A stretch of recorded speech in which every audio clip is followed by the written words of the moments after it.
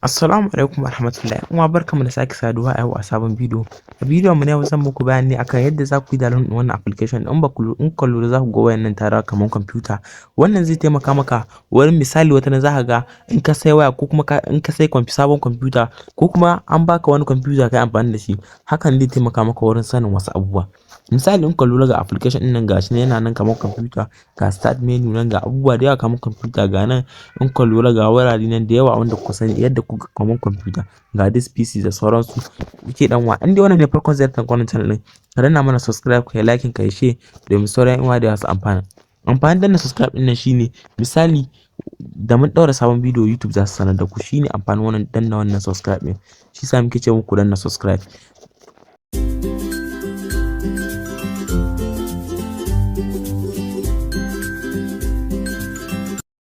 Dan uwa da fara da ka shigo application din nan kamar haka, zan ajiye muku link din application a description, sai ku je Play Store ku yi download din shi. Da ka bude shi, ka bude application din zaka bashi dama ka bashi allow a matsayin ya zama launcher ne wayarka kenan, ka danna allow zai bude maka, zaka ta daddanna ka bashi dama.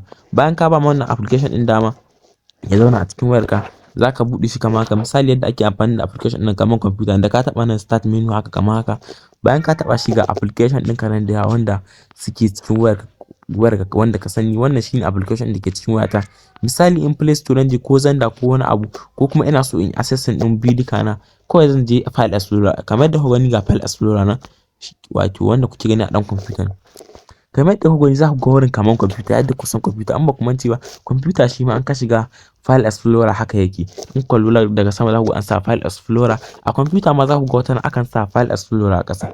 Okay dan uwa, in kuna so ka zo wurin bidiyo kanka gashin da ga alaman dan bidiyo, ga alaman hoto, logo na ga yanzu in ka zo wurin bidiyo za ka ga duk wasu abubuwa da ke cikin wayarka. Misali in ka zo nan this PC kenan, in ka taba nan inda haka kamar computer na gashi nan, bayan ka taba shi za ka ga memory ka. Wani abun burgewa ma da wannan application din zai kara maka girman memory ka. Misali ni memory wayar nan na san cewa 11 GB ne, amma in ka lura ya kai ta kusan 18 GB. Don haka ku yi amfani da wannan application din zai taimaka muku, kuma zai increase din GB din wayan ku. Misali in ina so in shiga bidiyo na, zan taba nan videos da sauransu, in ka na camera ne da sauransu duk zan shiga in ga bidiyo na. In zan dawo baya sai in taba nan gashi nan kamar computer, yadda kusan abubuwan computer haka yake. In dan zo wurin downloading zan zo nan bangaren gashi nan abubuwan da na taba downloading da sauransu duk zan gansu. Misali ina so in zo bangaren hotuna, gashi nan dan zo ga screenshot, ga Facebook, ga first time da sauran abubuwa na. In nan za ku ga duk wasu screenshot da na taba yi a wayar nan. Yanzu in na zo nan bangaren haka, nan da ku ga in bangaren memory na, misali ina so in shiga cikin memory na, zan taba kan local disk din mai double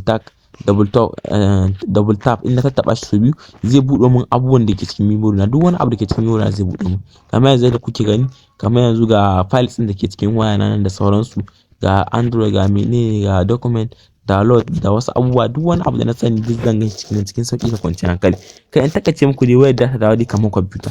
Misali kuma kana so ka kunna data wayarka, zaka dan taba nan wurin kamar yadda kusan kamar computer. In kana so ya fito da sai ka danna quick setting din. Misali kamar haka, in ka lura ga hotspot, ga data, menene, flash, in wuta kake so ga flight mode da sauransu. Ga nan inda za ka kara sai ka rage, ga volume da sauransu.